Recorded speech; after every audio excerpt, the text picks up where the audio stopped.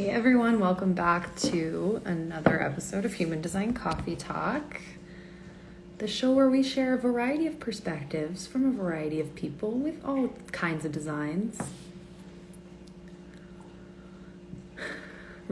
Amanda's going to be joining us. So excited.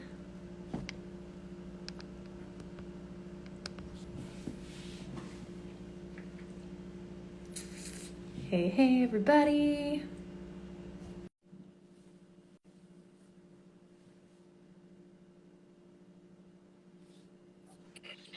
Hey. Hello. What's up? Hey, everybody. We've got Amanda joining us today, 2-4 Reflector.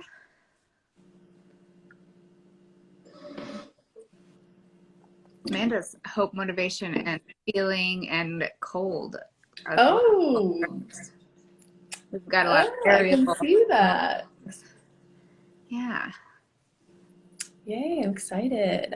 Hey, Sammy. I was just talking to Michael, was just in my office, quad right, emotional projector. And we were talking about you. And so I'm probably going to send you his deets. Hey, Hey. Hello. good morning. Well, I don't know if Welcome. it's morning where you guys are, but It is where I am. yeah, Where I am. right. Cool. What's up? How are you doing? I'm good. How are you guys? Good. We're excited to Good. chit chat. Yeah. Yeah, I was just looking at and thinking about all of the similarities that we all have because I think on first glance you look at our body graphs and they look very, very different, obviously. But there's so much that's similar as I've been, listening to you guys over the past few months. I'm like, wow, we have a lot of similarities in like the variables and yeah. Yeah. I wonder, I think there was something, Ross said something about the variables being like just as important as type Yeah. as we start to move through this, or maybe more towards the future. But I can really feel that because there's such a difference. If people are in the same variable quadrant, I find that there's this kinship there where, I don't know, you just kind of get each other. Hmm. Yeah. And we're both Eden crosses Mm-hmm. and 2 4s and Yep. Grand Hero fourth line, right? I'm like Mm-hmm. trying to remember all of the things, but Yeah. yeah, I think it's really easy to get caught up in type, and then sometimes it's like, oh, like there's this whole world of other things that we can relate on with each Uh-huh. other. Uh-huh. Yeah. Especially when I see you talk about hope, and I'm like, nobody's ever talking about hope. Like, oh, and then you're feeling cognition and thirst and cold thirst. I'm like, yeah. Yeah. Yeah. And Eden. I And eat mean, there's this hope built into that it. as well. Mm-hmm. Wanting this, thirsting for this like perfection, this thing that is like you're never quite, but it's you can kind of feel it and taste it, but it's not, yeah, it's not yet. Um, yeah. Yeah, the lotus in the mud. That's what Amy Lee called it Hmm. when she talked about it in our class. And I was like, that is exactly what it feels like. It's, Yeah. still trying to uphold that hope and that idealism amongst the chaos and the crisis. Mm-hmm. Hmm. Yeah. And I don't know about you, but I've been extremely cynical my whole life. Like, I have been the biggest cynic and the biggest like because I think I can see like as a reflector, I can see so much potential. And then with like that Eden cross, it's like not it's not like nothing's living up to its potential. Nothing is as it could be possibly. And it's yeah, so it made me like the biggest cynic in the the majority of my life. And I'm always still skeptical of like everything even now, but it's more of just like, oh, I'm noticing, this or that. And I think with hope, motivation and that, it's like Mhm. for a lot of my life, like I studied sociology in university because I was like, I gotta fix this. I gotta make it happen. Right. And so everything that I was kind of thinking that I needed to be responsible for and do. It's like, maybe it's not for me, and maybe it's for me to talk about the hope and to talk about what could be, and like I'm probability as well, and Oh so yeah. it's like, yeah, so like sometimes I get lost in like the possibilities of things, and in a way, being a reflector, you see all of that anyway, because you have this like wide angle view of like everything that's going on, but then it's like, what's the best way that we could probably get there? And Mm-hmm. then how can I then just like sit back and wait for someone to ask me my opinion or my for my reflection, instead of like going out and trying to do everything myself, which just led to, depression, burnout, like all of these kinds of things. So Mm-hmm. yeah. Mm-hmm. Yeah.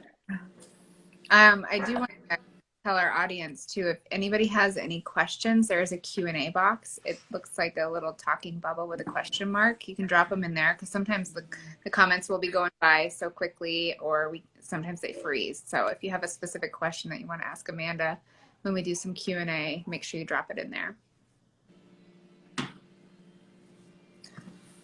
So we ask all of our guests, how were you introduced to human design? I was first introduced by a friend.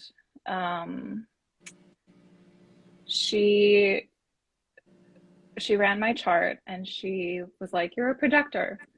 So for a while, I thought that I was a projector, because she put like November instead of my birthday's in September, but she put November. Because it's funny, because she was like, "Oh, I always think like you're a Scorpio, so I thought your birthday, like I always think your birthday's in November, but like the person I was in a relationship with at that time is a Scorpio, and so like we joke about it now, like, oh, maybe like I was just reflecting him a lot." But anyway, so yeah, for a while I was kind of like like it just didn't feel right. Like I didn't feel interested in like going any deeper. I was like, yeah, okay, cool, I'm a projector, like whatever. Um, but I kept hearing about it again and again, and like from different unrelated people, and it just kind of kept coming back around and coming back around. And I was like, this thing won't leave me alone.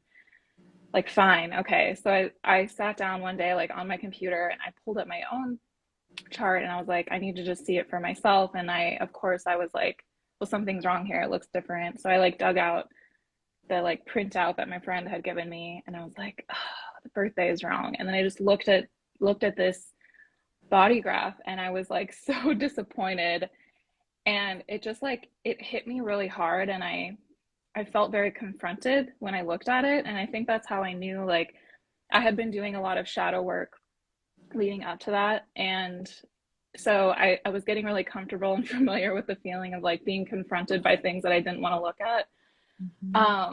And so when I saw it and felt that, I was like, there's something here. And so kind of reluctantly, I started to look into it. And then of course, like all, the years have gone by, and like now I love human design, most of the time. And it's so ingrained in my life. And like, it's funny, like thinking of that day and that feeling that I had, that feeling of like being confronted with this truth that just kind of like hit me. And I knew, like, gotta go into this, gotta do this thing. But yeah. I love that you brought up how it doesn't always feel good to see your chart. Like, I think a lot of people, I mean, I'll speak for myself. It's kind of like there are aspects of the chart for me where I just was upset that it was there, and how confronting the information is, like the frequency of the information. It almost feels like something holding you up against a wall, like, hey, look at this. So I love that you brought that up, because I think a lot of us talk about how, oh, it just makes me feel so seen. And like we talk a lot about our positive view of human design, but there's also a lot of uncomfortable feelings that can come, especially I would imagine if you are a very rare type or a super open configuration, and then you're hearing about all of the not self and all of the conditioning, and that can probably feel overwhelming as well. Yeah. Yeah. It was super overwhelming. And like, I think that so often I have this reluctance to go in because I could feel and I knew just from initially I was like, oh, there's so much like to learn here, and none of this makes any sense to me, which means like there's a whole process um, of like learning and understanding and studying and just like being with the information that has to take place in order for me to really understand and like get embody, you know, what this is for me. Um, but it was like a force that I couldn't stop it. It was there in my life and it wasn't going away. And yeah, it, of course, those things came later, that feeling seen and like really feeling like, okay, now I have this explanation of sorts of like, you know, this thing that happened in my childhood or that thing, or, you know, just how I feel so different from day to day. How I feel, how I've always felt like, well, I don't know who I am. And like, I felt like that was a problem. And like, you know, the list goes on of all of the things that it explained for me. And now I take, you know, so much comfort in that, in all of that. But yeah, it was a lot at first and it's still not easy. And I think that, like if something is so like feel good and easy, like I'm like, you might be missing the point, but not everything has to be a struggle, of course, but like truth is very confronting and it's very intense to, yeah, to go through, like a process to go through. So yeah. Yeah, I grew up with a reflector sister. I have a 3/5 reflector, Hmm. and it was very interesting, just like she was very different, you know? And so it was almost like when I learned about human design and reflectors, I was like, I know she's one. But it was like really like it helped me understand how she was in childhood and why it was just, she was so foreign, you know, almost. And always felt like she never fit in and all of these things. And so for her, it took her a while, but then she like dug right in and got all the information. You know, she's just very much like, I just need to understand. This is a piece of helping me understand who I am. And then just not like intentionally living her design, but just like permission slip, like, oh no, this is what I'm supposed to do. So I see a lot of reflectors that I meet. I happen to know a lot of them, and they all like come into human design, understand it, and then just live their life. They're like, this is just me, you know? Hmm. Like it's really cool to see when reflectors get that awareness of like why they might have felt so different their entire. Yeah. Yeah, I think I've read somewhere it's like reflectors aren't actually that interested in like going into the study and learning about themselves that much, and I think that's where that reluctance came in for me. But it just feels like, yeah, I can see for a lot of reflectors just like getting the information and knowing it and then just going out and living their lives, and I'm kind of like, ugh, I want to do that, but there's this thing that it's like I don't know. I'm here and I'm in this space where it's almost like unnatural in a way to be like, I feel disproportionately surrounded by reflectors. I'm like, there's so many reflectors, like they're everywhere. I talk to reflectors like almost every day. Um, and so I think that it's not a space that I'll stay in forever. I think that ideally reflectors are not just surrounded by other reflectors. But I'm seeing this like need of like reflectors need to learn and they need to be able to like process and talk about and like have resources to understand like what is going on with me. And then hopefully, you know, children that are being born are like, they Mm-hmm. just know, you know, that's there's the hope. Um, but yeah, so it's an interesting place that I found myself in. Never would have like chosen this or planned this. Like I never could have guessed, you know, that this would be my life. And I think that, you know, some days I'm like, why why me? But I also love it. So What's a piece Yeah. of advice that you would have for people if they have reflector children or pulling their charts and realizing that they're raising a reflector child? What would you have hoped Yeah. have helped you?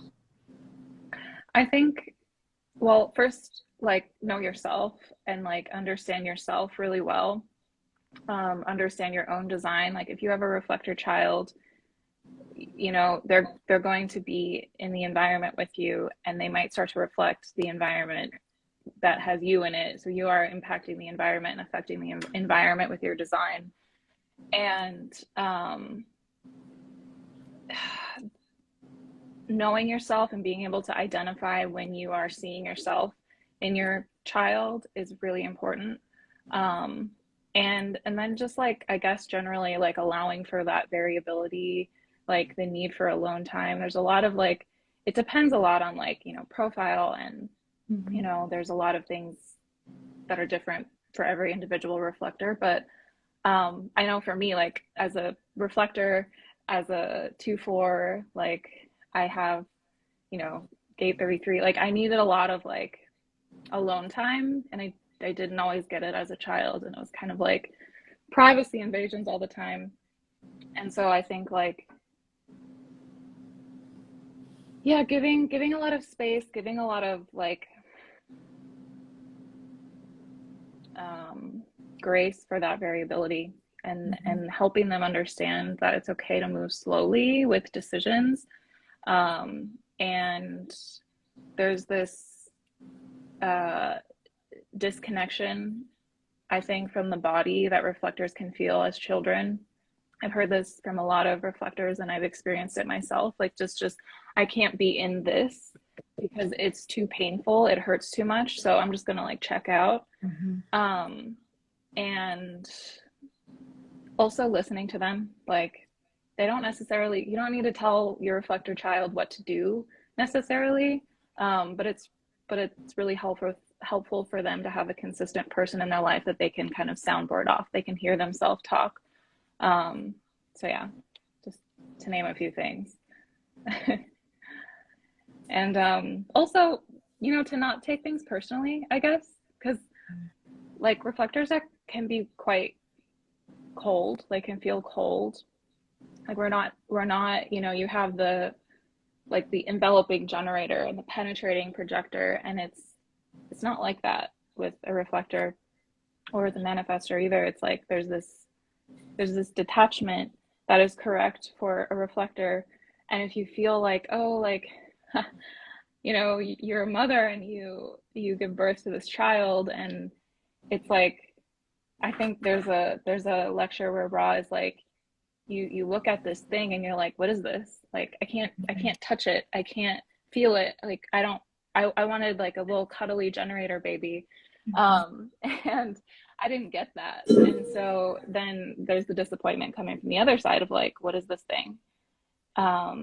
It and so he said something like that, and I was just like remembering this thing that my mom said once, was like, oh well, my sister is a generator.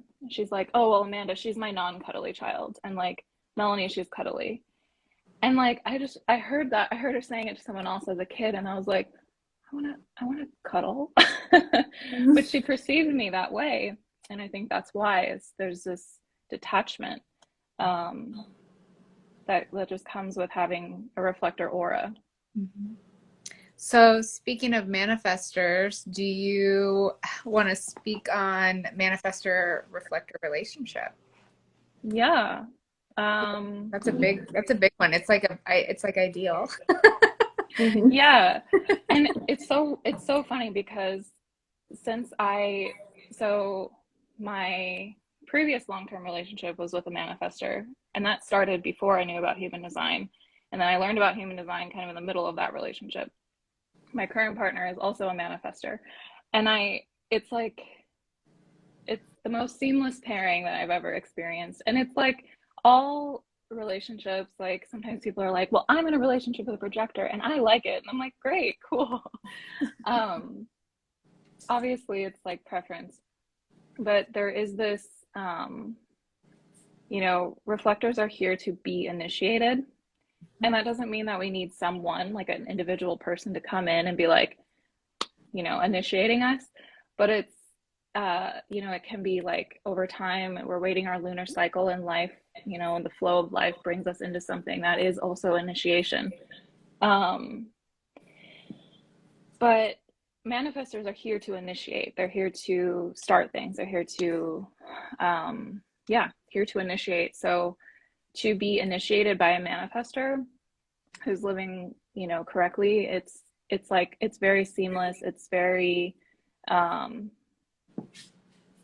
it makes things a lot faster.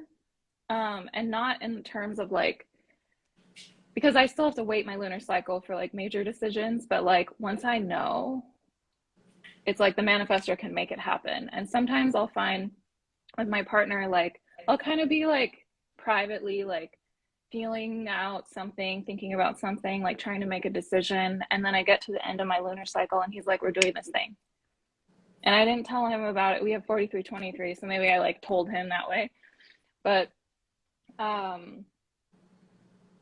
it happens, and it's so easy, and it's just, I think there's also this like I said, there's this symbiotic projector generator relationship where it's like, I was thinking about this the other day, like I was getting this visual, I was reading something, and I was just like, the projector and the generator, and it's just like, the enveloper and the penetrator, it's just like so symbiotic. And I think that sometimes manifestors and reflectors are kind of like, we're on the outside, like watching this like thing go on, this beautiful thing that's happening.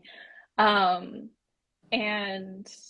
so there's this like way that I think we relate to each other of like people don't quite see me, or like I've had this experience where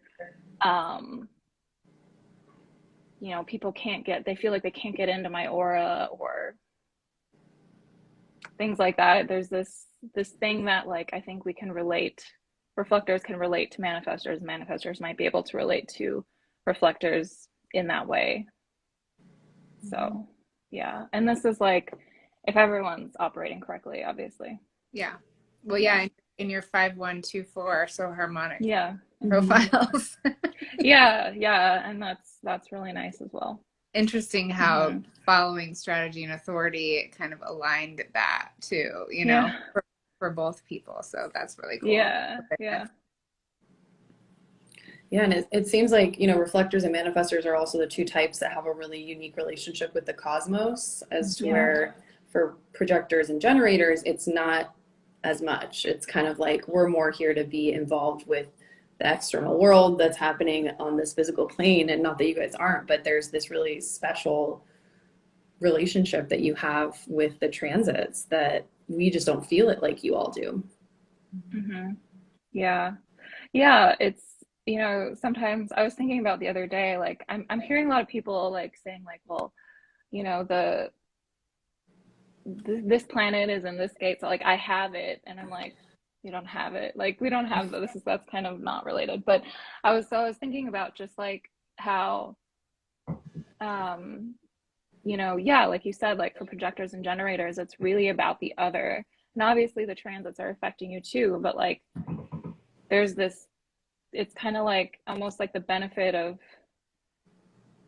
I think as a kid, I wish that I was part of that thing that I saw, that I didn't know what it was, but I could see, like, I'm like, people like fit together, and like I don't fit in that necessarily. And I've always had this connection with something out there, that is very mystical, and like I can explain it, and I know what it is, like, understanding the transits, and but it's this, I can also feel it in my body, and it makes me feel not alone. And it makes me feel like very connected to the totality, really. So while sometimes I think reflectors feel like kind of isolated sometimes, just from what I've heard from a lot of reflectors over the years, there is this connection to like the all that is, that's very unique and special. And that has made me feel less alone in this world, I guess. Yeah. Mm. Yeah, I can really see that. Like, I have a close friend that's a reflector, and it's almost like she can just sense that there's so much more than what's happening right in front of us here.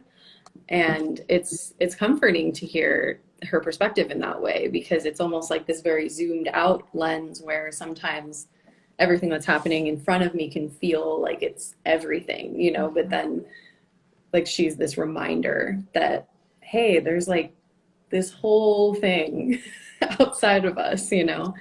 Um, and yeah, I think it's always interesting for me observing transits, because I definitely do feel them a little bit, but it's almost like my own process is so consuming that I don't put too much thought into it. And I more notice the collective stuff Yeah. that's happening with transits. Like it's almost like affecting everything as a whole. Like, the gate of shock is active this week. And I'm just noticing things that are happening that are shocking, like to everybody. And it's not Hmm. necessarily that energy is us, but it's like this collective experience that we're all sharing. So Yeah. that's probably really interesting, I would imagine, as a reflector to observe that. Yeah.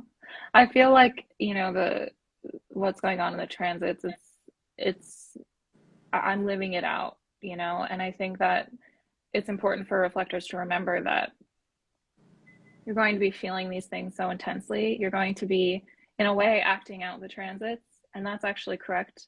But it's really important to remember that it's not you, and it's not something to like attach to. Maybe for 2 years you feel this one transit that's in, I don't know, Neptune or something, and then it's gone, and then you're like, well, I don't feel like the same anymore, and you get disappointed, and you're like, ugh, like, who am I again? But these things are just passing through, and like even while it's there, it's like you don't have it, it's not yours. And so there is this detachment, even while you're living it out, and while you're experiencing it so deeply in your body, and it's informing everything that's going on in your life. um, it's not yours. And so to have this detachment from it, and to, I think for a reflector, that really is so important, to have this detachment from everything, which can be, people hear that and they're like, detachment, like, no, I feel things, and I'm involved in it, and I'm like, no, but it's a beautiful gift, and that detachment is where your wisdom comes from, because you're not like thinking like this thing is me or that thing is me. None of it is you, and that's the gift. And yeah, so yeah, transits. I I love could that. I could talk all day about transits, but like, I mean, it's almost like what I feel like I'm hearing from you is, it's like, I imagine it is like a movie or something, where you're like, okay, this is the part of my movie where this happened. I mean, we're all living a movie, but it's almost like, or it's almost like a TV show where there's different episodes, right? And you can't get too attached to what happened in that one episode. Like, that's what happened in that one episode, and now you're on to another episode and you're having a different experience. So it must be hard for reflectors to, when you don't have this awareness, to feel like you need to grab on to like some sort of identity, because maybe something really exciting happened in that episode and you felt like you had it all figured out, and then now you're in this new episode, and it's it's like, oh gosh, we're here again, where I don't know what I'm doing and I don't know who I am, and now I'm adjusting to this new frequency. yeah, yeah, that's a great analogy. It feels like that, really. Um, and I think that is like one of the biggest things that I see with reflectors is it's hard. It's so hard to detach, because we associate detachment with like despondency, or like, well, or like lack of feeling, or like not being a person, or like you have a personality disorder or something like that. Um, and people are like, well, I don't want to have that, or I don't want to identify with that, or whatever. But um, it's that's what's correct, and that is, again, where the wisdom comes from. And I think if you're a reflector and you're really like attached and involved to like what's going on in your environment, you think this is me, or you're really attached to the transits, what you're feeling from a one particular transit that's just passing through. It's like a cloud, and like, you know, like the sky is you, right? And there's just like this cloud passing through, and it's like maybe it changes the weather for a little bit, but it's not you. It's just a little bit of, you know, water in some form or another, like moving through your little section of sky. So yeah. A lot of reflectors too that I know are very in tune with energy and frequency, and energy workers, and I know you're an energy worker. And what I hear from a lot of them is that they might like reach to a modality so that they can like name it or like have like a grasp on it. But several that I know, they're like, I don't even, yeah, I'm Reiki attuned, but it feels like bigger than Reiki. You know, they're like, so Yeah. that's a common thing that I'm seeing with reflectors is just their sensitivity to energy. And then they're like, in this reality, in this world, trying to like name what it is that they're experiencing. How is that for you? Yeah. Yeah. So I think that is part of the reason why I went after those like certifications. Like I'm, you know, a Reiki master, and I can tell people that, and it's kind of like easier to explain than like, well, you know, I feel things and I know things, and I can kind of become you, and I can kind of like become your environment. I can kind of see what's going on here, and I know why you're sick, or like, Yeah.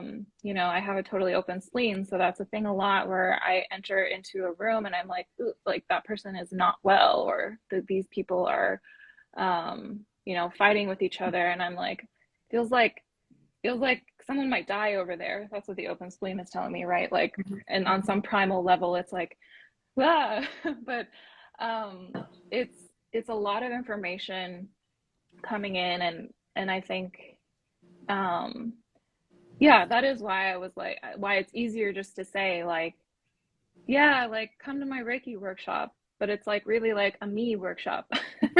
You know, it's like I'm just and every reflector that I know that has some sort of like modality that they've like kind of been like, well, this is what I do.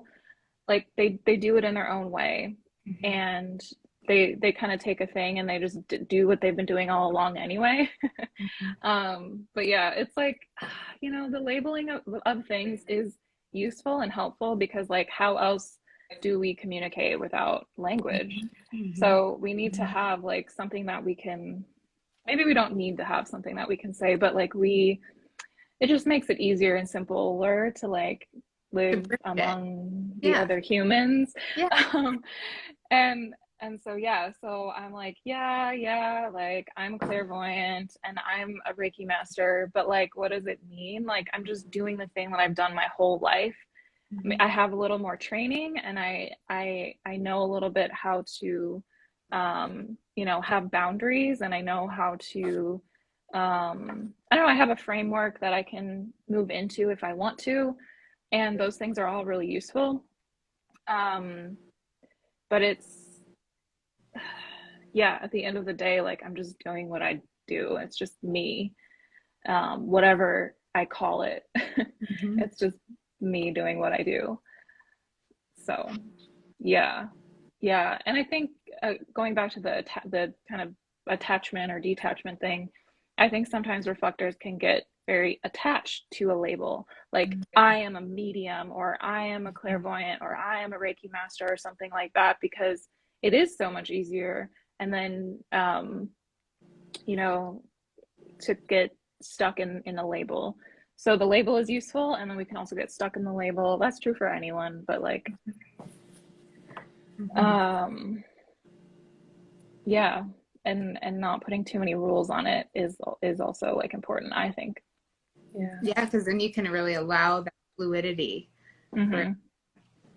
Yeah, because the way I do it for, let's say, you know, there's a transit, and it the way that it happens, like looks one way for this amount of time, and then maybe that fades away and it's something new. But if I'm really attached to the way that I did it, then it's like, um, yeah, I'm going to be really disappointed. Yeah. Mhm. Yeah. I can totally feel that when reflectors watch this, they're going to be like, yes, yes, yes. Yes. I hope so.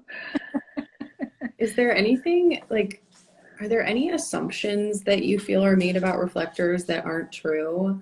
Or even within the human design community, anything that you hear and you're just like, that's not really how it is, or that's not really true? Yeah. Yes. Let me think. Which one should I? Yeah, like I'm sure you have Give us, multiple. give us it all. I think okay, there's so many, yeah, so many things. Let me try to put them in order here.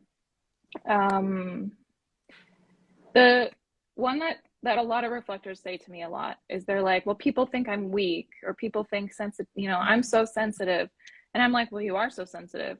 It's your gift. That is a very intense experience. And if you have an awareness and you understand how to work with your sensitivity, you can have this attunement to environments and what's going on, and you're not attaching to it again. So you're able to see clearly what's going on there. So sensitivity is a gift. It is your gift if you're a reflector. Sensitivity is not weakness, necessarily.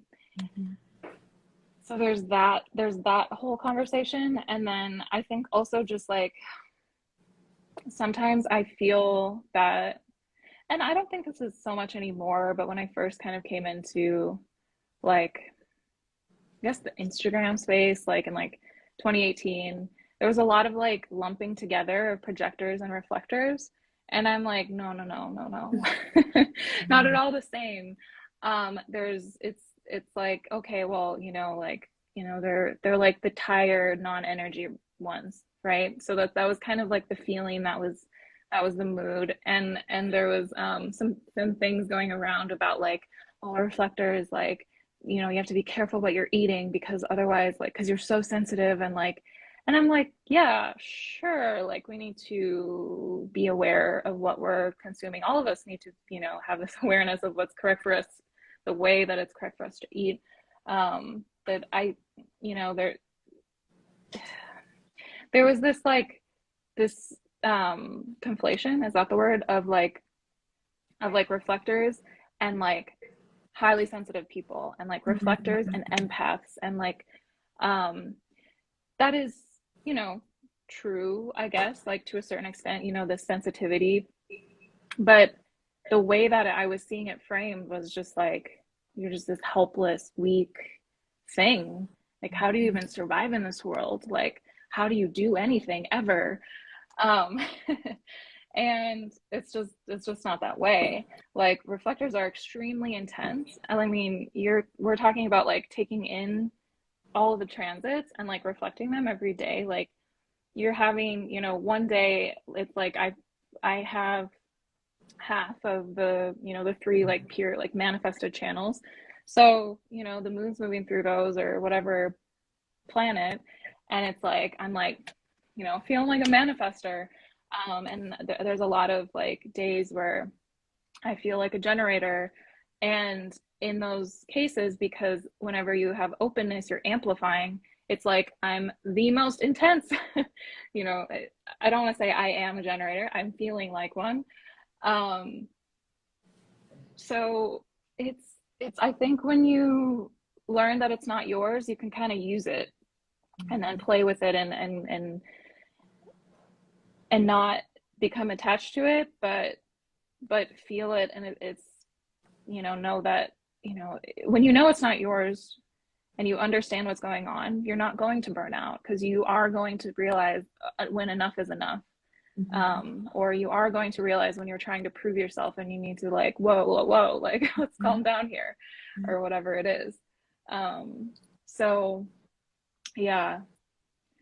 I don't know if if anyone has a specific question. One of my reflector friends, it was funny. There was, I think it might have been 3420. I can't remember. She reached out to me, and she has generator child, projector husband.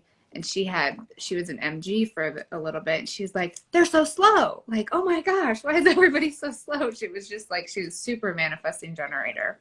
And so she really has this awareness of when she looks at the transits and how she's feeling and how she can relate to other people too, you know, and it almost builds like this level of empathy and compassion for people. And it's so fascinating to be able to see. Teresa and I have talked about this too, how we will always have a sacral. We'll never know what it's like, but you guys get to like literally taste test every type, everything, you know. It's just fascinating. Yeah. Yeah, and like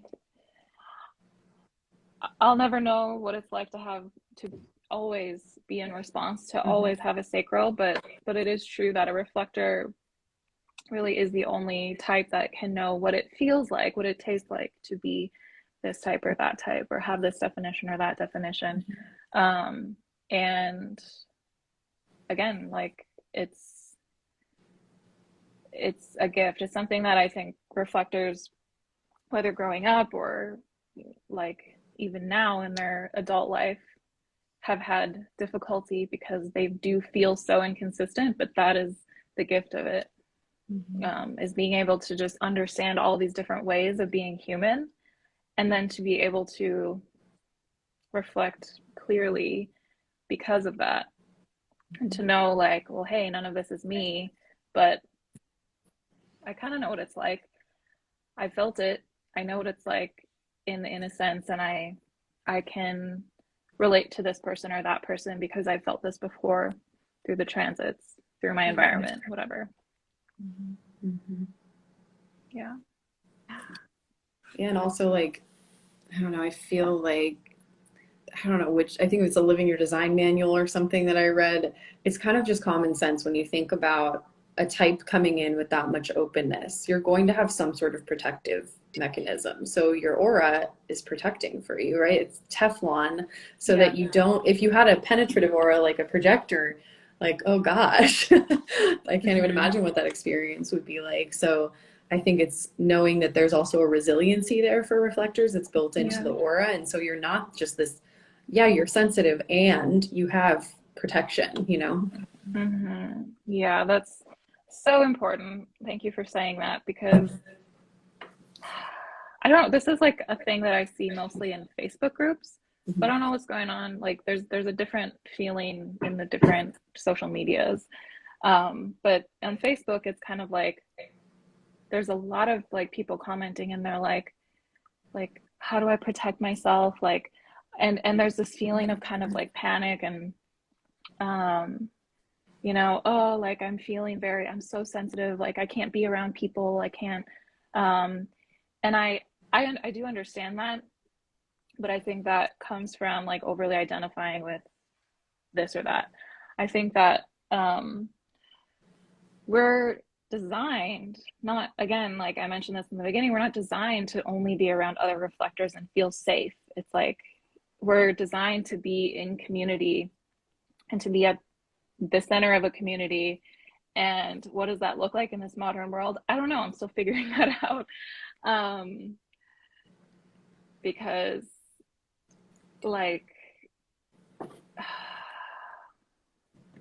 yeah, I'm going off on a like lots of tangents in my mind all the time, but like to stay on this one, like there is this protection, and there's nothing to like fear. And I think that I've noticed like time and time again in my life that like it's like sometimes it's really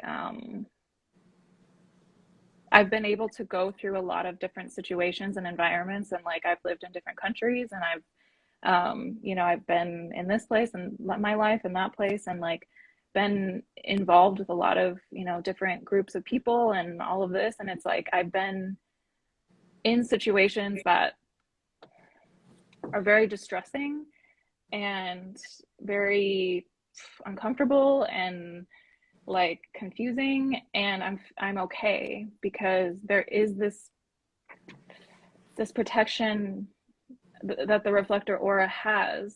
And you know, for the very same reason why sometimes I feel lonely, I am protected by that as well, because if everyone could just get in, I mean, with all the openness, like that would be terrifying. I'd be sick all the time. I'd be, you know, overwhelmed. It would be not okay, probably. But yeah. Do you sleep in your own aura? Sometimes not. Mm-hmm. I love sleeping alone. We have just one bed at the moment, but sometimes I'm like, I need to sleep alone, and he goes and sleeps on the floor in the other room. Bless him.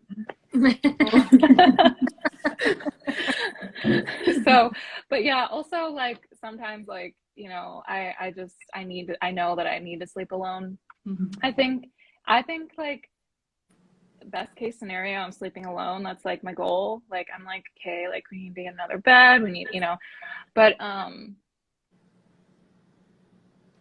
since I'm not, I also need to be aware of the fact that I'm being conditioned in my sleep, and I need to, it's like a deficit, I guess, because I need to make up for that in my waking hours. I do end up laying in bed for a few more hours, like after he is gone.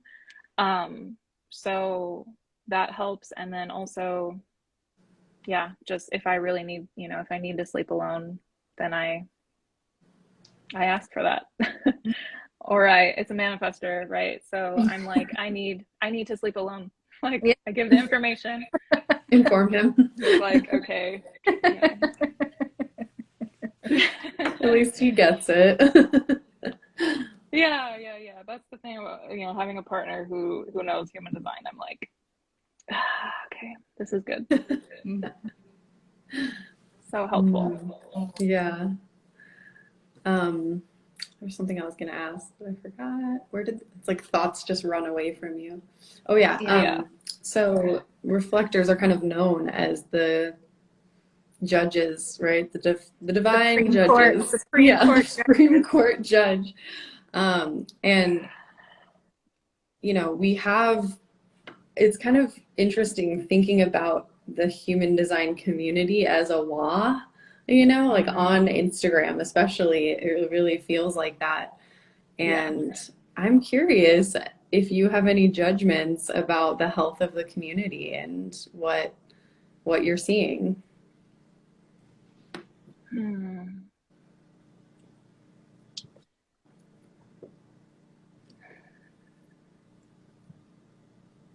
I feel like I guess this is interesting because I've been kind of staying out of it for quite a while now. I've been finding myself not interested in being a part of it so much, which then tells me there's something that doesn't feel good to me about it. And so I feel like if there's a specific question, I could touch on it, but I'm like right now, I'm like, you know, I haven't been in it, but that alone, I guess, tells me that I don't want to be in it. And so I've been writing this thing.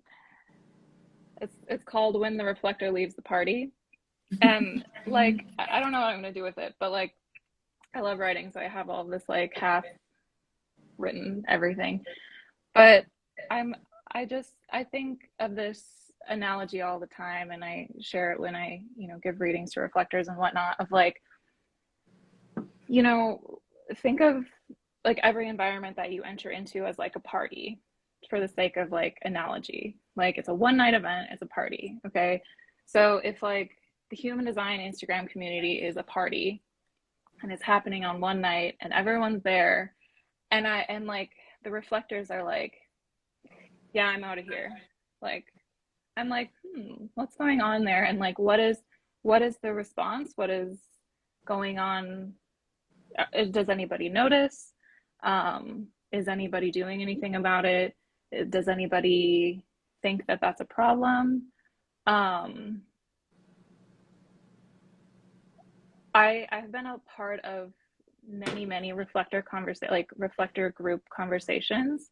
Some that I've just been kind of like listening and observing, and some that you know, in workshops that I've led or things, it's like reflectors I would say like all of them are feeling like they don't like how it feels. Mm. And so I don't know if I have a specific answer about like what specifically that is. I think we could probably get to it with specific questions, but like it's not, you mentioned the law, and so it's like I think sometimes people will take it personally and they'll be like, well, like what did I do? And I'm like, it's not you, it's the whole of it. And so when a reflector comes in and a note on reflector judgment, it's like I think it's important to remember as a reflector, so this is for the reflectors, you're not just like appointed judge. Like you're not like, wow, I got my body graph, I'm a judge now. Um, if if you're in a place where you're unable to identify your own biases and you're unable to be neutrally judging, like think of like a judge, in a like a murder case, right? If you can't look at the facts neutrally and without getting emotionally involved, without attaching to like, oh, murder is bad and like we got to get this guy in jail or something like that. You need all the details. You need to be detached. You need to understand what was going on there, and then you can charge according to the law. So it's the same for a reflector in a community. Like, are you able to detach and neutrally observe what's going on, and then you can offer your judgments? And so that's something for reflectors to keep in mind. Like, anytime you're feeling like I have a bias here, or if you can't see like the forest for the trees, like that's not your place to be judging. And so anyway, kind of a tangent, but I forgot what I was saying before that. That's okay. Yeah. We do that all Yeah, the time. Yeah. yeah. Right brain, It's right like the mind. It's nature just of Yeah. the, yeah. tangenting. Yeah.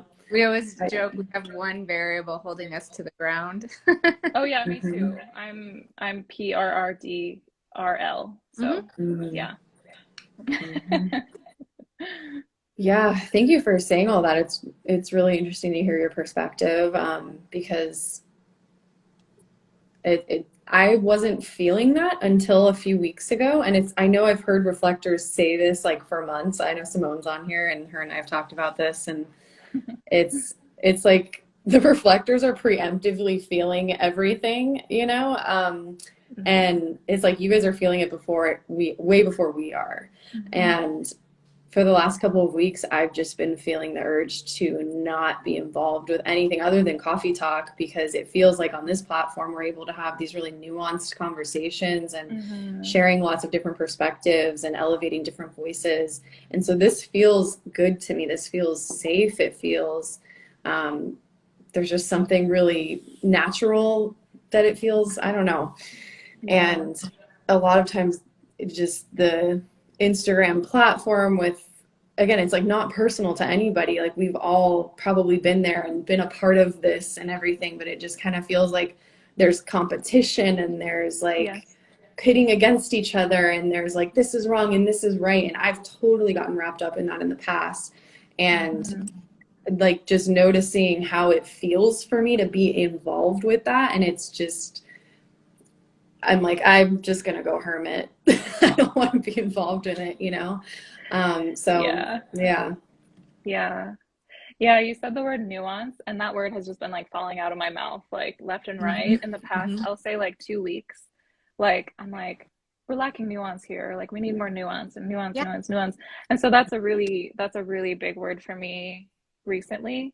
And I will say this this microcosm of the human design Instagram community, it's just the same as what's going on elsewhere in the world. So Hmm. I'm like, not surprised. Um, and it has been going on since the beginning of human design's birth into the world, right?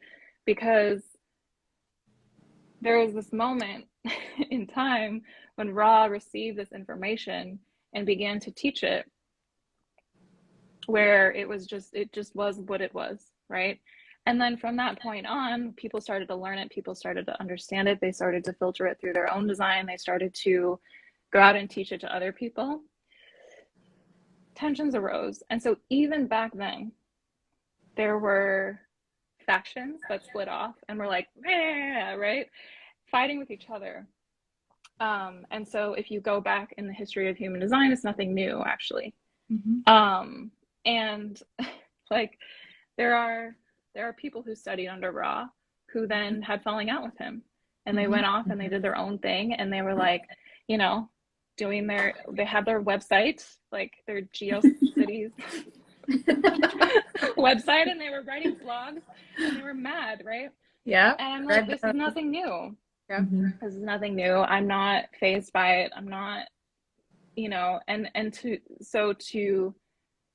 anyone is like personalizing it, if they're making it about them, if they're like, and I check myself for this all the time. I'm like, am I making this about me? Because it's not about me. Like, I'm just feeling what's going on. And even the thing that's going on isn't about anyone in particular.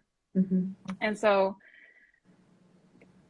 that's a little vague, but it's just, I'm just like not worried about it. And I have this like deep trust in like my own body to bring me in and out as needed in like the larger human design community. And yeah, nothing new. So nothing well new said. to see here. Just humans being humans. Even when so it was 2018 that I like started going online with human design. Like I was like, that's when I started to like look around to see if like what's out there like on the internet, who else is doing this. So I found some Facebook groups.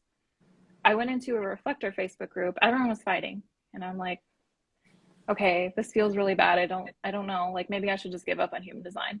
I tried to give up on human design so many times, you guys. Like I was like, fuck this. Like this chaos. Like these people like fighting. It reminded me of my background is like I spent my childhood sampling different like Protestant churches, and so I was like, huh, this is way too reminiscent of that.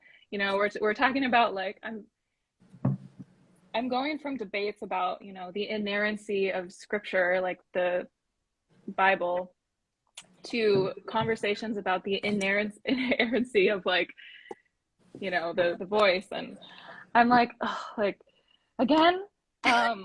So I just laugh because I'm like, oh, like we're all just doing the same thing again and again in different ways, different iterations of the same thing over and over again for all of time. Different language.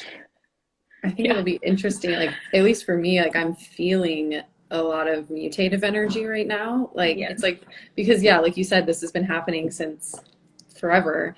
And when is it going to change? I have so much individual circuitry. I'm always wondering, like, when's the mutation going to come? Like, when's it going to change? And I think with gate 60, maybe transiting into Pluto, like, that's bringing that. And maybe we're all kind of feeling that, like, oh, there's mutation coming. I don't know when. I don't know what it's going to look like.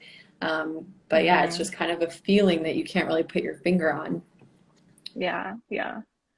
I think I feel like I've felt that feeling my whole life. I don't know about you guys. And I think, we're all born into this time where it's like we're starting to get ready. I'm starting to prepare for this shift. And it is now, it is happening. I see a lot of like children being born, and I'm like, they're different. There's something different about them. They are. The younger, even Gen Z, I'm like, you go on TikTok and they're talking about things our parents' generation never would have dared to mention in their lifetime, even in private to their spouse or whatever. And Gen Z is just like da da da da da da da da on TikTok, right, on camera. And I'm like, okay. And there's there's a lot of like I'm watching the younger generations have something different to offer. And I'm seeing babies being born, and I can feel, I'm like, something Those different about you. those new babies. I've been in contact with. I've friends have had them, and I hold them, and I'm like, oh, they feel so different. Yep. They Yep. just Yep. Yep. feel so different. Their frequency is so different. Oh, it's incredible. It it it's exciting to allow the change. Like, I think, I mean, you hear a lot of like rah rah rah and like, and not raw, like loud, not, you know, Yeah. our age in the news or whatever. Like, you know, I listen to, I go back, I'm from Minnesota, so I go back to like my small town, and like people are mad and like they like no change, like good old days, nostalgia. And I'm just like, I'm observing that clinging on, and I'm observing the just the effortlessness with which the younger generation is coming in. And I think like our generation, I think we were in this like, you know, in between. And so it was kind of like, you know, we had our own struggle with navigating that. I just saw someone, yay, Minnesota too. Yay. I was born in Minnesota. Hey, that's awesome. Yeah, me too. Yeah, and those new babies, I can't help but to think like it feels like they're picky. They're very selective. Their frequency, like they have, you know, whatever these babies are going to do when they're older, when they grow up, that are being born right now. It's like we have these high rates of infertility and all this. And I'm like, what if they're just selective as fuck? Yeah, You know, yeah, they're yeah, just yeah. like super selective. Like, wait a minute, everything kind of has to be aligned in a certain way for them to come through and really be and make the change that they're going to change, or the mutations that they're going to bring. Yeah. And I think, you know, without going too much into this, one of the reasons why I'm not worried at all about a lot of the debates we've been having in the world of like, is this good for us or is this not good for us? It's just whatever is correct for you. And I think that whatever you choose, whatever happens to you, whatever you know, whatever you're choosing, will be, this is just my personal theory, I don't know, it will be a part of that mutation. I think. And I think that there's so much fear coming from all angles, and I'm just so not worried. I'm just so not worried. I'm not worried about, you know, 2027. I'm not worried about it. I'm curious. Yeah. Yeah. There's a reflector on here, Kim. She's a reflector. She's pregnant too. Yeah. Hey, Kim. Yes, yes, I know Kim.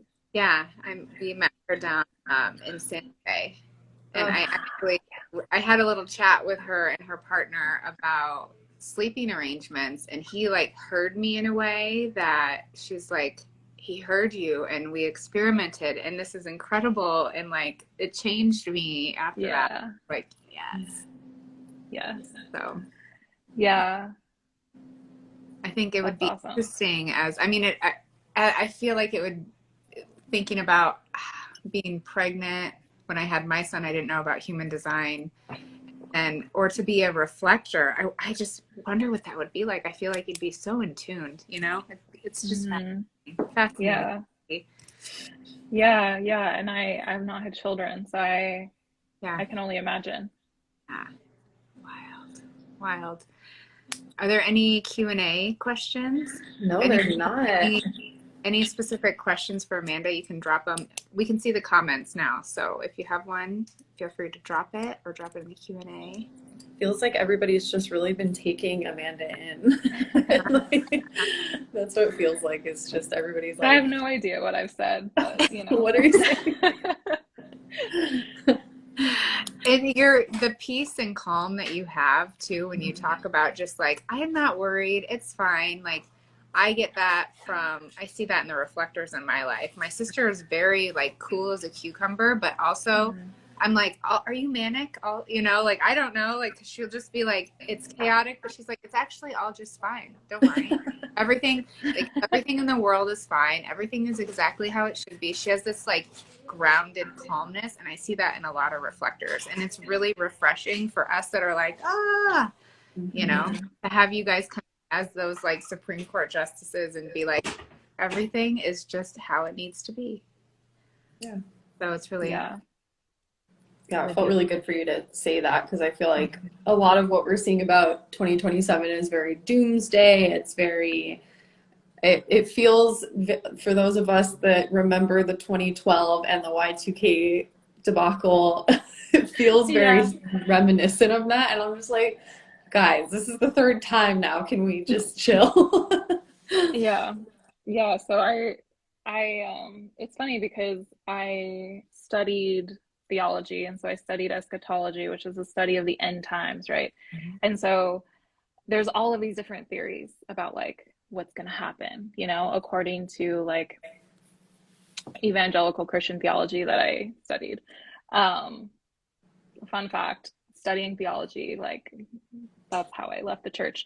But I I'm also anti-theist, like trajectory, so it's like it's kind of like it's just gets, me too. yeah. We have like, See, like there's so much that's yeah, like it's so so in interesting. there.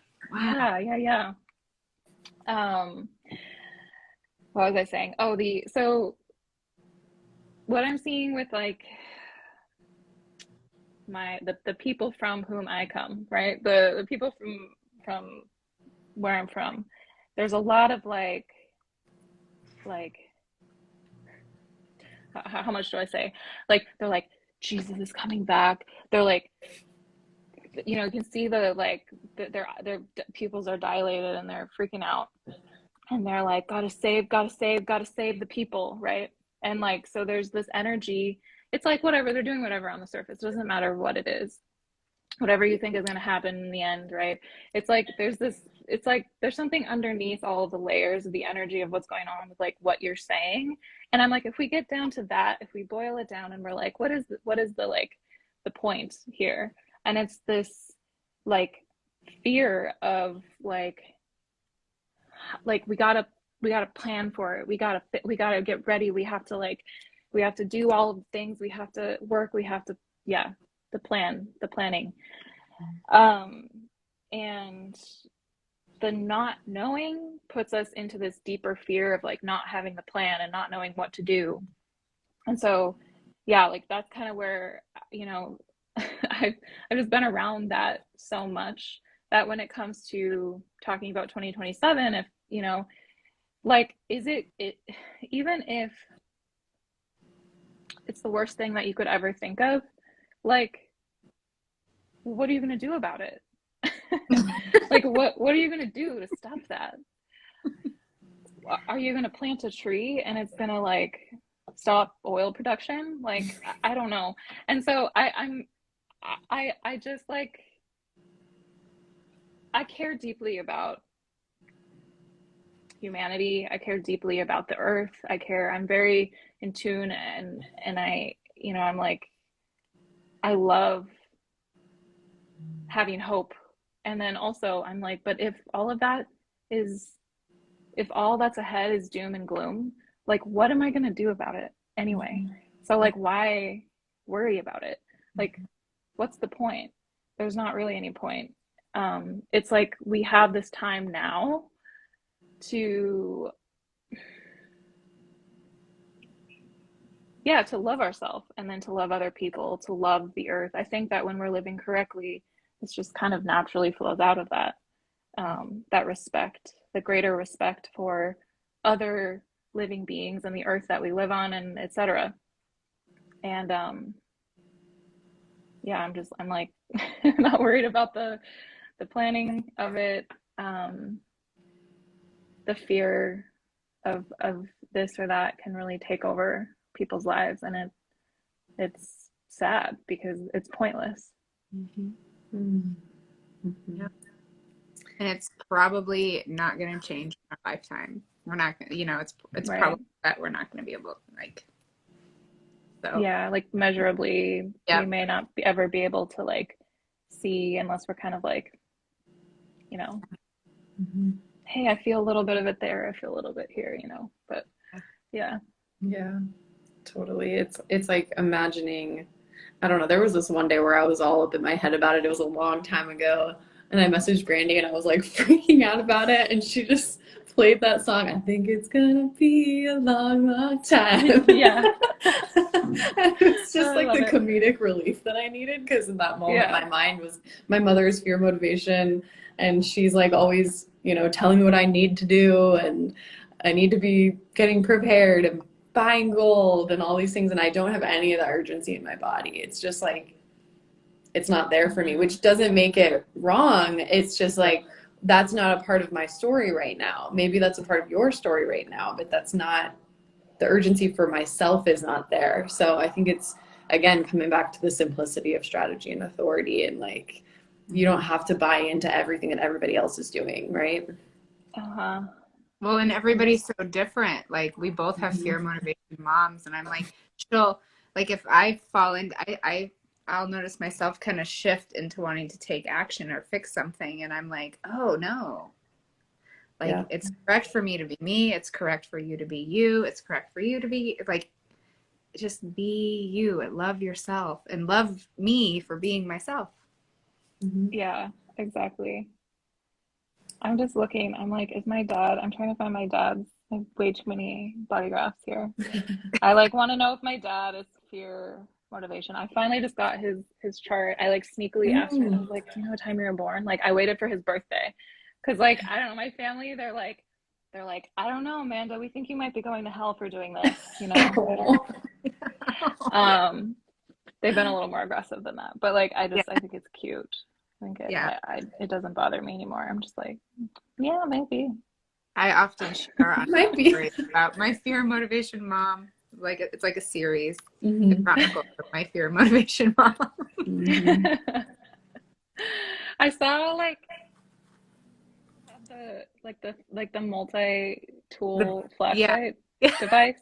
yeah, I was like, my yeah. dad would buy That's that. my mom too. For Christmas, she gave my brother and I like a roadside emergency thing that had like Yes, everything you can imagine in it, like just to yes. put in your car. Oh, yes.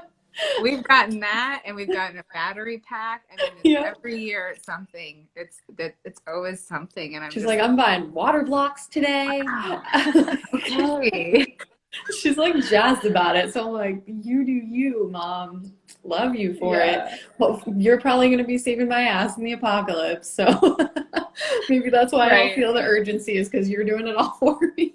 right. My Exactly. mom keeps getting essential oil, like a subscription for them. She keeps getting, and I was like, you have so like you just keep getting. She's like, well, if I turn it off, like, what if I need something later? And I'm like, so you instantly get like batches of oils. Like it's just, and she's like, well, what if somebody needs one? What if, and I'm Yeah. just like, and that's you. And now I can allow her to be her and not intervene and not try to change how she is. Like, you want to Hmm. do that.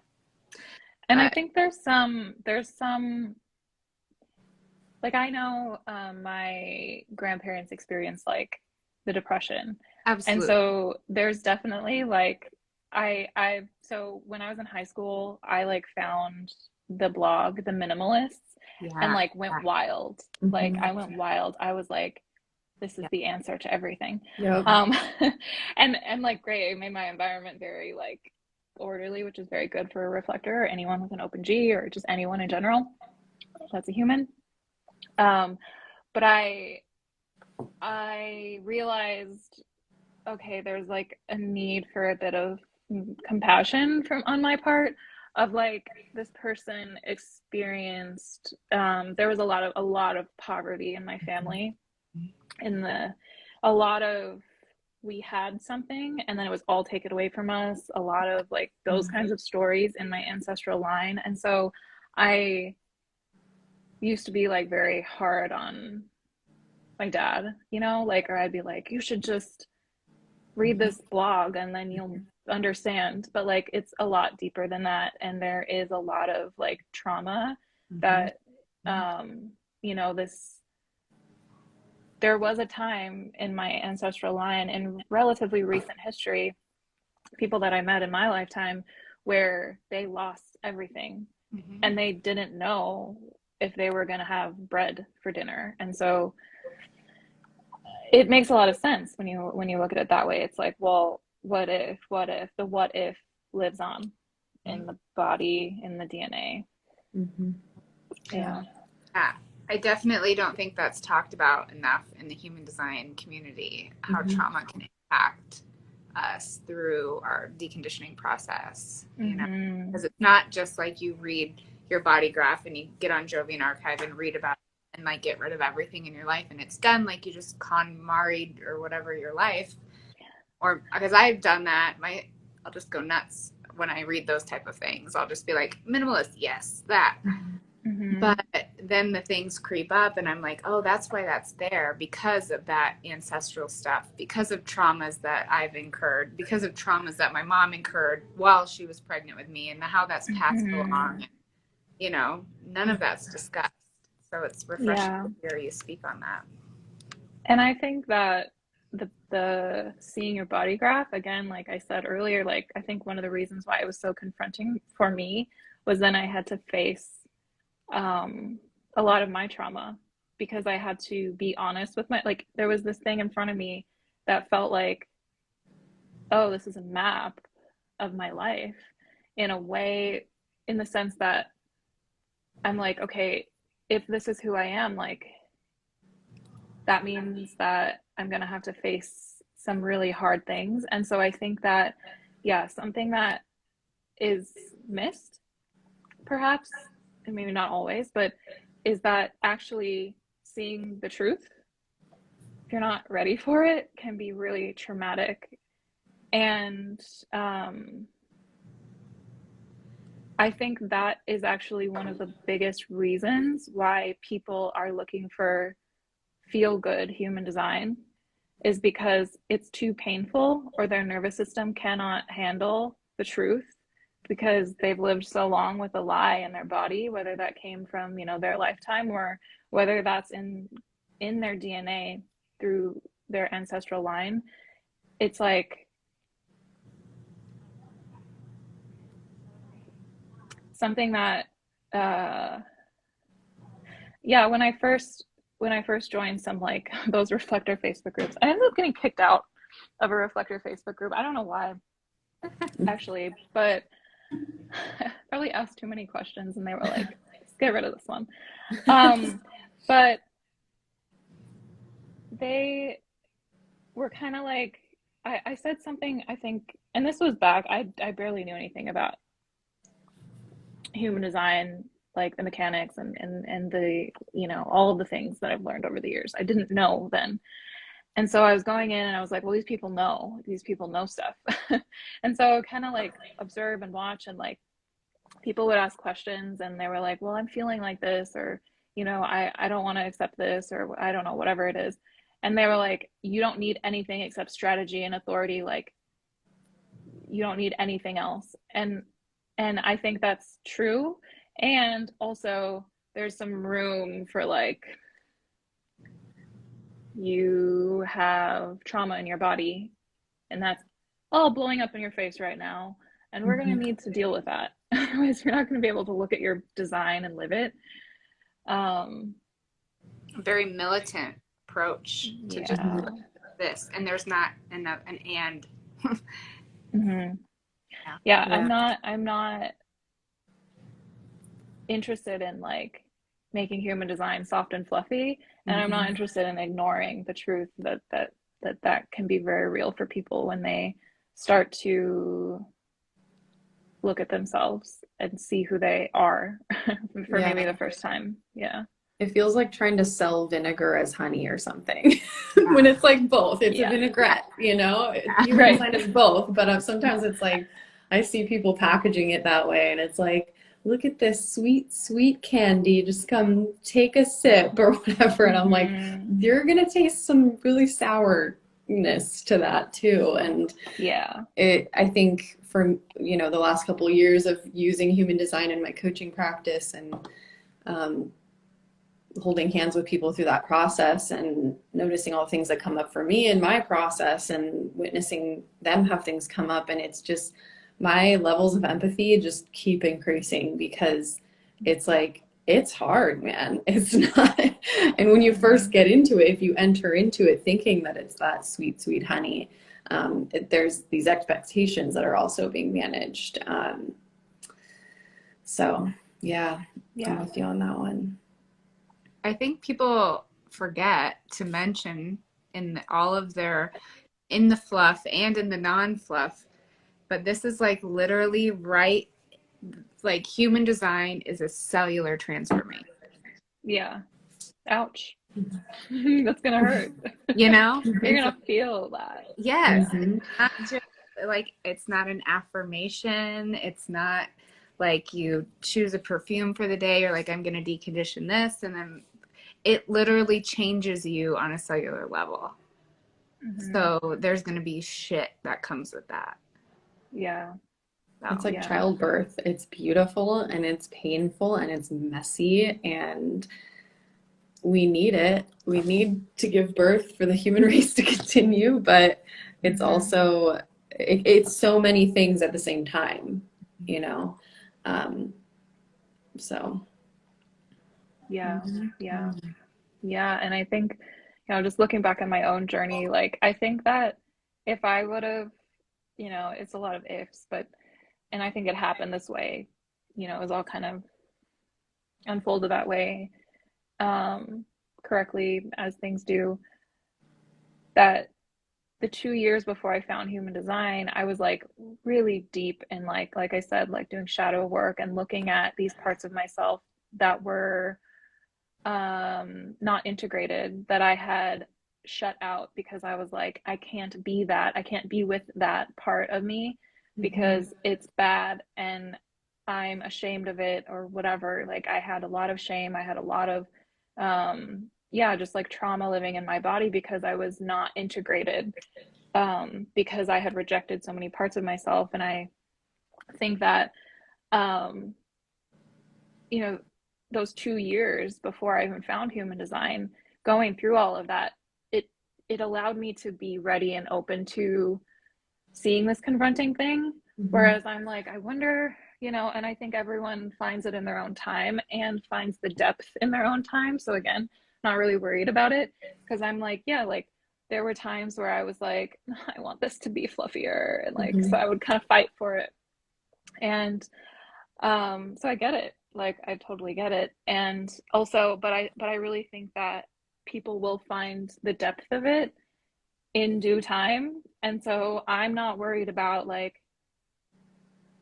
when someone comes to me and it asks me for my judgment, for my wisdom, whatever, I will not hold back. But I'm not so much interested in like trying to make sure everyone's doing it right. That's not for me. I people will be ready when they're ready. If they're going to be ready, they will be ready when they're ready. So yeah, I think that's a lot of for conversations about the I'm right, you're wrong. I don't think that those are not valuable. I think that they have their place. And also I want to see a lot of that energy and that output being put towards giving the depth, giving the correctness, giving the truth. I think that is more beneficial, but everyone needs to decide for themselves, like what is correct for me to be fighting for, what is correct for me to be working towards, or whatever it is. Yeah, I love reflecting on my journey as a whole up until now and just thinking about how like what you were saying, I wasn't in a place to receive the depth of it when I first learned about it. I was very much in the more like fluffy side of it. And I know that side of it gets a lot of hate and even sometimes I get annoyed with it. But at the same time, there is a purpose to everything. And I don't know that I would have found the depth of human design without first dipping my toe in and like eating the candy first, you know, and like you said, everybody finds it in their own time, and I found my way here. And the people who are meant to do that will, and some people might just like not even, you know, just read the affirmations and that feels good for them and they don't want to know anymore because they're just not, that's not part of their process, and that's totally fine. Mm-hmm. So I love what you said about like redirecting that energy into, it's like we all only have a limited capacity, so redirecting the energy into providing that depth. And I think that's, it feels like that's why Brandy and I had a response to do this. Like this was our version of that, just being like, okay, we want more depth on here. Let's give that to everybody, you know? Yeah. Yeah. Yeah. And you guys have had such a like I've been kind of working my way through. I'm so glad you guys like have it on YouTube, because then like I don't know, it's just, it feels easier. But I've been listening and I'm just like, wow, like some of the conversations that you guys have had, like, first of all, you've had incredible like guests on, and I'm like, wow, like I'm next after these people. Like, who am I? You know, like I don't know anything. The second line was like, I don't think I know anything or have anything to offer, you know? But I think it's just like watching everyone just like be a person and like have their design and be able to talk about it in this with complexity, and I love it. It has felt so good to watch you guys have these conversations and to go to the deeper places. So yeah, thank you. Yeah. Oh, thank you. That means so much. Straight from a reflector. Woo, feeling good. Feeling good. I'm good for the day. I'm done for the day. When you were talking about like fluffy human design, like my salivary gland started going, and I was like, it feels like I had like, that's like a one of those candies that's like sugar on the outside, and you hit the center and it's like that zap of sour powder, and it's like, woo. Like sometimes you need to suck on that candy for a little bit to get to the center instead of just reaching for a sour one right away. I was like, ooh, that's interesting. Yeah. As you're saying it, I'm feeling it too. My like salivary glands are going off, and I'm like, I was like, ooh, yeah. Not everybody's ready for that, you know? Yeah. I think something I've noticed over the years, like it's not always so immediate, you know? It's like things take a lot of time. And so you might see a bunch of people like hopping on the train because they're like, oh, this is fun, this is pretty, it feels good, it's pink. I like pink. But eventually I think what I've found is like a lot of people who have come to me are like, I think there's more than this. And I'm like, welcome. Step into my lair. Yes. Come in. Yeah, it's like, and that's how I felt. It was like I was having a lot of fun with it at first. It felt like something that was super fun. It was just like, yeah, I can't wait to tell people about this. So fun. And then all of a sudden it was like I hit a wall where I felt like I wasn't getting anything more out of it. And I'm like, I'm missing something. I've got to be missing something here. And then I found the depth. I found the source material. And then it was like having a whole other awakening, you know, having a whole shattering from that. And then that happens in phases, you know, it's just, it's a continual process of cycles through it. Yeah. I didn't even know there was like fluffy human design. And so you're a purist. I am, but also I had this like, I was like repelled by it, but I kept like, it was like almost like a toxic relationship where I kept going back and trying to like make, but it would like read a couple pages of a definitive book and it'd be like, that's enough for a little bit.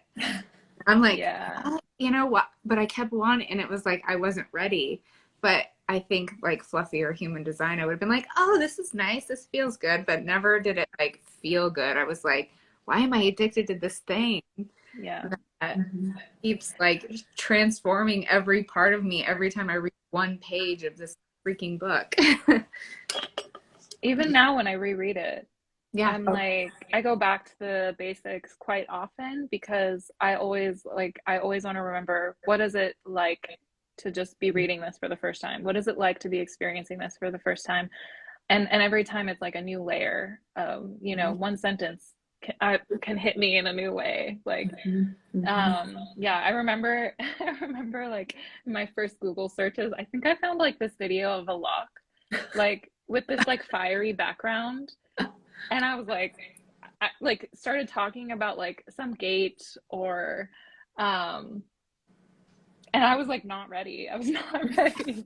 I was like, what am I watching right now? Like, I have no idea what he's saying, but I couldn't look away either. Yeah. He's like that. Yeah, well, manifestor, right? I was like, I am initiated, Yeah. right? Like a little like, so it's so funny because now like my partner is a lock has a program now. It's called the You Are Not the Program, I think. Yeah. And so Is like he in sometimes that? I just Is he in that yeah. one? Yeah. Yeah. So it's like in the living room, you know, on. So then I'm also kind of like, you know, Peeking. I'm kind of in on it too. And I just like hear like a lock from the living room and I'm like, I just find my body getting up and going to like listen. Yeah, there's something about, well, there's something about manifestors for me. I'm just like drawn to manifestors. I'm good manifestor friends in my life. Like I said, my partner is a manifestor. My last long-term partner was a manifestor. Like my little nephew is a little ego manifestor. And I'm just like, we just have this thing, or I don't know, maybe that's one-sided, but time will tell. But like, also there's just this something about that when someone has been in the experiment for so long and has this depth, it does something to me physically, that even if my mind at the time doesn't understand what is being said in terms of words, I feel it's part of that transformation, I think, to be getting information. And I think a barrier for some people is, well, I don't get it. Well, you don't have to necessarily. There's something in the frequency of what's being said. And there's some talk about like, you know, the keynotes and the frequency that the word carries. And I would say, yes, I agree with that. And it's not even about the word. It's about the frequency under the word. And someone living their design correctly, they don't have to say anything. The frequency, you can feel it. It shows through, and it's like, it's so powerful to encounter, and really triggering if you're not, if you're like, I don't know what this is, as well. So yeah. Yeah. After our chat with the lock, it was like I needed 24 hours to like. I was done. I was cooked. Yeah. I was just like, what just happened? I don't know what happened, but it was like this, it was just a frequency transmission. I was like, holy shit, that just changed my entire life. And I don't even know like the words that were the changing. It wasn't even the words. It was his frequency. I was just like, and then when he was like, let's do this again. And I was like, yes. Yeah. Yeah. Yeah. We'll do it again. But my body needs time to recover first. Yeah. I mean, it's so true. I think back to the content that I was consuming when I first came to design, and I don't think I was really consuming anybody that had been in it for longer than a few years, you know. And I know she gets a lot of hate, but I actually did feel that with like Karen Curry Parker when I first started listening to her. And I don't really take in her content now, but when she was the first one where, and honestly, it's probably just because I really do think she's a satisfied generator, and just being in the frequency, watching a satisfied generator operate as a generator, it was like that did something to me. And so I was drawn to her for a really long time because I could feel that. I could feel the cleanliness of her frequency behind the words. And I'm just saying cleanliness because I don't know what else to call it. It just felt authentic to her, you know? So yeah, it's like, and she changes all the words. Like the words, they do matter. Yes, I understand that. But there was still a huge shift for me just within that. Time benders. Again, it's not really my cup of tea I anymore, forget but what, at the time it was like I needed yeah, somebody to ease me into it that was living their design and had been in it for a long time. And that was just what yeah. it was for me, you know? And she studied with Ra, which I Hmm. think is, you know, I have so fun fun fact about me and my studying journey. Like I was living in South Korea when I decided that I wanted to like study. I was like, I don't know how to study. I don't really know anything. I did some Googling. I was like, I just know that I need to study somewhere. I ended up contacting IHDS and had like this really convoluted, confusing conversation with like someone, I don't know who. And I was just like, well, I was like, oh, this seems like the official, there's everywhere on the website. It's like, this is how, we are, how it is. And so um, I was like, well, I should study here. Looks like the right one, So I tried actually. And it was just like resistance after resistance. Like all these weird things kept happening. And then I was told to like contact these two other people who were going to be teaching, the like live your design course or whatever. And I tried emailing them and then they didn't get back to me, or like someone got back to me and they were like, oh well, you should really be live in class, so since you're in Asia it's probably not going to work for you. I had this weird experience. And I've since found out that like people from all time zones, like, so I don't know why I had that experience, but I did end up studying with Karen Curry Parker first because of that. So basically I was resistant to studying with anyone but IHDS, but the resistance was like I couldn't get through. I was trying and trying and trying and trying and trying. I was trying to fix things. I was, and it didn't work. And so I ended up studying with Karen Curry Parker, and she does have this frequency that is undeniable. And I have a lot of respect for her. I think that, from my perspective, so that was pre changing the names for things. Yeah. I think that maybe that has something to do with the lawsuit that happened. I don't know. Mm.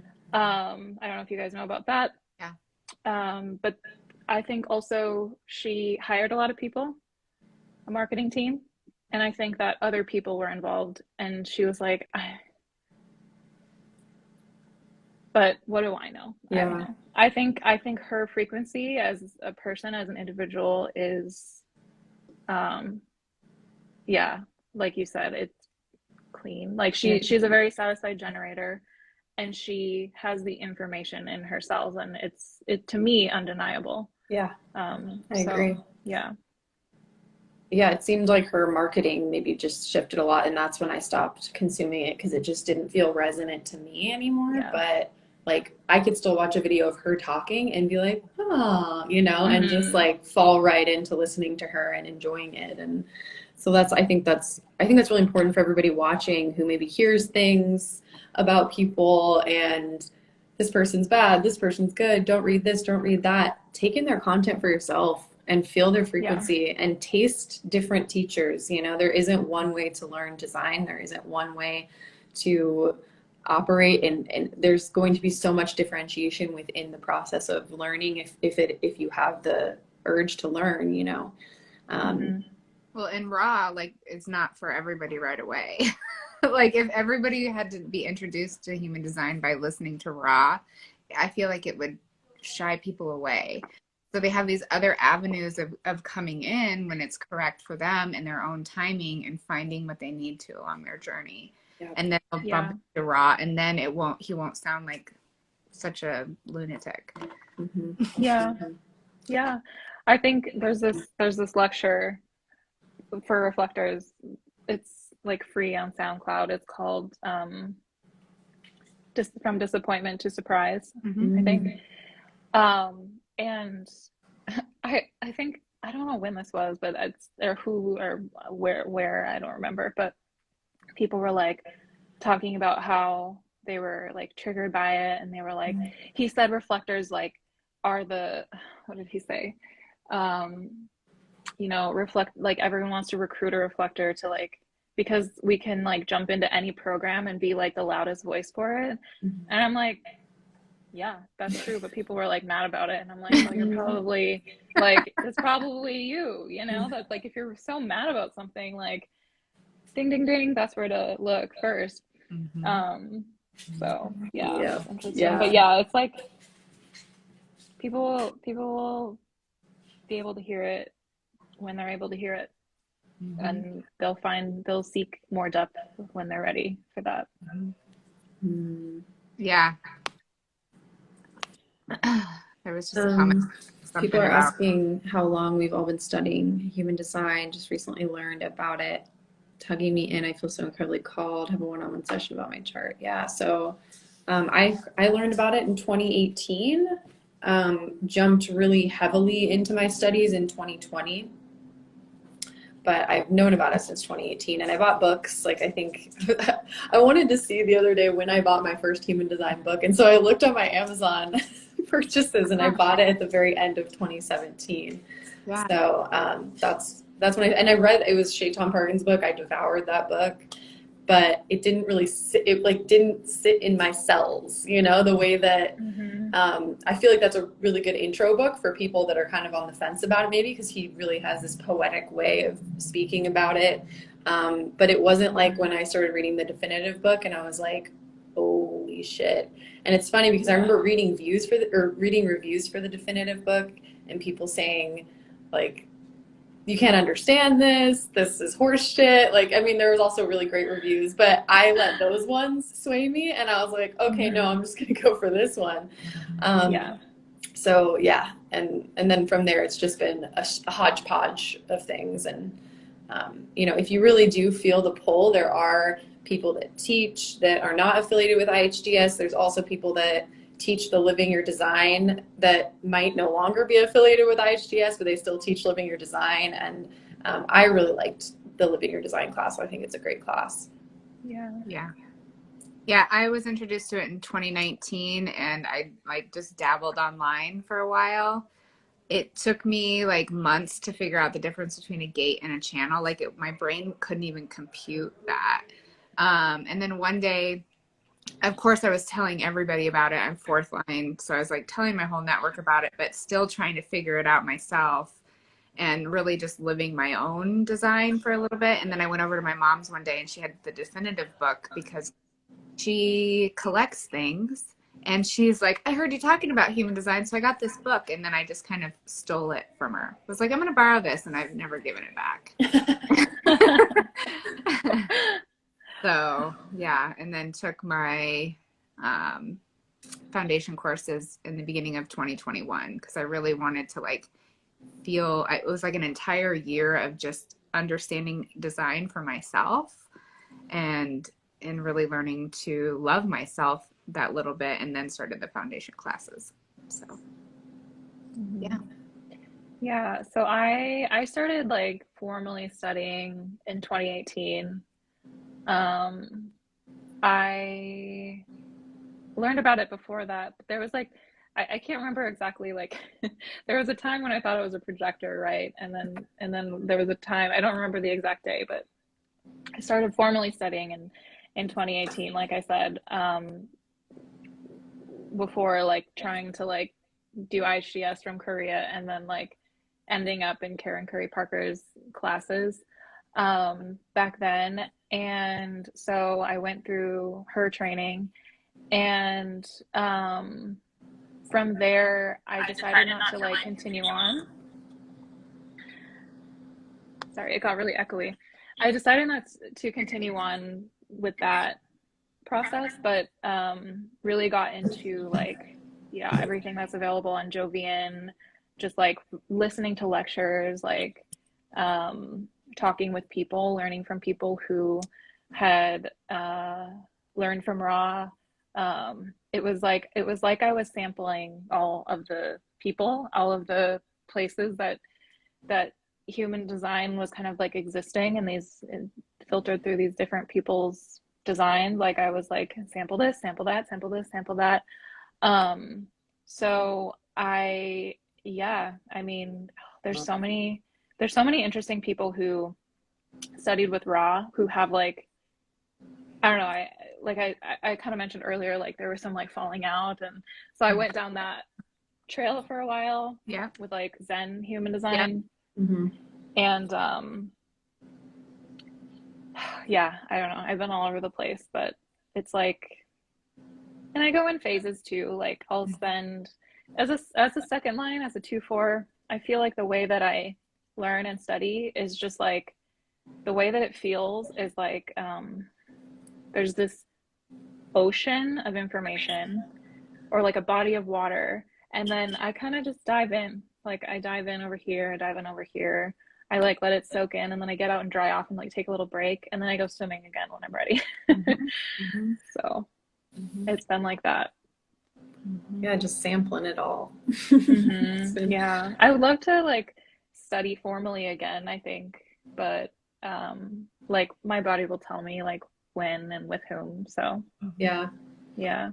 Yeah, I've been taking a break from studying formally, but I think it's just a timing thing. Like I did all the foundation courses and then I was going to go straight into living your design guide training with a lock, and my body was a hard no on it. And my mind Yeah. was like so pissed. My mind was Yeah. like, this is the plan. And my body Yeah. was just like, nope. And I feel like after, it was like 8 months of nonstop classes and learning, I needed the time to like integrate, take off. Mm-hmm. So I feel like the ping will happen again to continue, but I just don't know when. So, Yeah. Yeah, it was nonstop, like 2 classes a week from like forever. yeah. Yeah. Forever. And then because we were in practicum through January of this Yeah. year.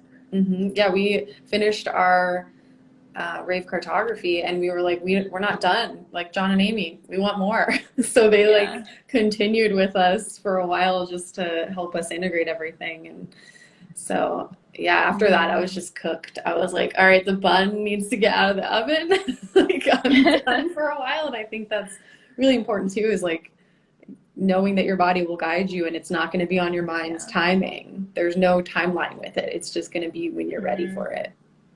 Yeah. Yeah. And Yeah, I I'm was so mad. I was so mad when the IHGS thing, like when I first decided, like back in 2018, I was so like mad about it. I was like, why is this so difficult? Like, why am Yeah. I facing so much resistance? Like, I guess it just wasn't right for me at the time, even though that's like the school, well, and I don't know why. I don't need to know why, but I think um, their main communicator via email is a manifestor. Yeah. interesting. I was probably like, what about this? And what do you think about this? And like they were like, and it's not even like I don't even blame that person because Yeah. like I don't know. I didn't know Mhm. anything. I was like another like uninformed person, Yeah. probably not informing, probably like asking a lot of questions. That's funny. After the Yeah. first email that I sent, I realized it after I got the reply, and I was like, "This is a manifestor." That's Uh-oh. Like, funny. and I I actually didn't. instantly That had makes this. That's yeah, interesting to have a manifestor in a response role like that. yeah. Well, I've That also, is interesting. again, I'm not dogging IHDS at all. I took a class there and the teacher was lovely. Um, but my feeling of it was that this way of learning isn't really conducive for right brain, right mind people. And you can show up and you can sit there and you can absorb the information, but it's very strategic. And I felt a lot of pressure to be strategic in that way, learning the Mm, formal way. And studying with John and Amy was just very different. Like they're still teaching the same yeah, information, but their frequency about it was different. I know Amy's right brain, right mind. So I don't know. yeah, It's yeah, just fractal things too. Yeah. yeah, totally. Yeah, I think, and looking back on that, I'm like, it's just my body was like, we're going in this other direction. Mm-hmm. It doesn't matter what you want, or what you think you want, right? Yeah. It's Yeah. like this is Yeah. where we're going, this is what we're doing. And there's no rush. Like there's no rush. There has been so it's been I'm like I guess almost to year 5, like I think. Mm-hmm. And so it's like there's been plenty of time to go down all of the different trails and sample this and sample that. And I felt so rushed in the beginning, like I needed to have it all figured out because I was looking at this thing and I was like, I need to know everything. Like somebody teach me. But yeah, Yeah. Even now with yeah, like raw lectures, like I'll binge them and then I'm completely off for a little bit. And then I'll yeah. binge and then I'm off. It's like I need time to like integrate. Oh yeah. Honoring that Mm-hmm. like your body is going through a cellular transformation when you're getting the information. So there's no rush. Yeah. And it made Yeah, sense that we both responded to a somatic experiencing class after doing that much because human design is very heady. It's very mental when you're yeah. learning the information, and it kind of does take you out of your body a little bit, even though the teaching is to get into your body. Actually taking in the information is very heady. So it just felt like my body needed to like, it was like, okay, pay attention to me now, ground in. And Mm-hmm. it feels very healing to be able to focus on my body in this way now instead of constantly taking in this heady information. Mm-hmm. Yeah. Yeah, it's ironic, isn't it? Because it's funny because we need to understand it with our mind first. We need to see it. We need to take it in with our eyes and see it and understand it with our mind first. And I think, you know, the mind is part of the body too. I think it has this beautiful purpose to take in information, and once you know what it's not for, and once you know what it's for, it's just another part of your body that's just helping you out and like giving you the information. But yeah, with the, you know, taking in of things, it needs to rest too. Mm-hmm. Mm-hmm. It's not meant to be just constantly flooded with information. It needs a break, it needs to rest. Yeah. Yeah. Well, this feels like a good place to wrap up. I feel, you know, we were getting in the flow and really Yeah. going with it. But this was so, It's so been a while. lovely. I love Yeah. it. I didn't even It's, notice. it's so nice having you on. We really appreciate you sharing your perspectives with us. Yeah. Yeah. And if Good. anybody wants to know how to connect with Amanda, we will tag her. You can find her at Reflector Life. We'll tag in the caption. Go check out. Do you still have your Reflector Life course? Yeah. So the course that was previously there is just kind of archived for now. I'm running an 8-week group program called the Reflector Journey, which is everything from the course, but it's experiential and involves like some one-on-one time with me. It's all about like it's the information, but it's also working on integration together, and it's for reflectors. And that applications will close for that on the 27th. There's only 12 spots, so reflectors are slowly filing in. Most of the spots are still open because I've just opened the cart, and I imagine they'll take their time. Yeah. So yeah, but I think I'll be running more rounds in the future, like if all the spots are full Yeah. and You do one-on-one sessions for mhm. I design, do. energy work. Mhm. Yeah, yeah. I love to talk with reflectors about being a reflector, so that's kind of like but I also like would love to do a reading for anyone. It's I think probably a unique experience. I'm kind of like, if you want to get the initial information, go to someone who's very similarly designed as you. So I'll kind of give that, but then some people are still like, well, I'm curious about your perspective, you know, coming from this different way. And then I also have yeah, like psychic readings and Reiki sessions, which are essentially exactly the same thing. One is more active, one is more passive. Um, but it's just it's basically just a session with me. Like whatever session you book, you just get me and like Mm-hmm. so yeah. Amazing. I love Yeah. it. Thank you so Awesome. much Thank you, for being on Amanda. today. It was great to Thank have you you. guys.